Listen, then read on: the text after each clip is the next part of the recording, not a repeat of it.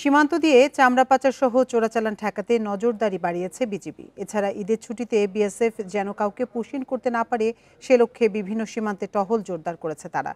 Rangamati Longadu Rajnagar BGB সদর দপ্তরে সংবাদ সম্মেলনে commander lieutenant colonel Nahid Hasan জানান, ঈদের ছুটিকে কেন্দ্র করে অপরাধ বাড়তে পারে সীমান্তে। বান্ডেল থাকলে প্রতি সেনমানিতে টাকা বাঁচবে।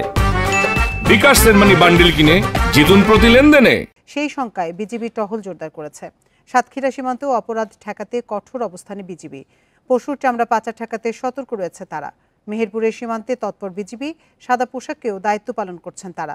খাগড়াছড়ি সীমান্তে টহল বাড়ানোর পাশাপাশি গোয়েন্দা তৎপরতা বাড়িয়েছে বিজিবি।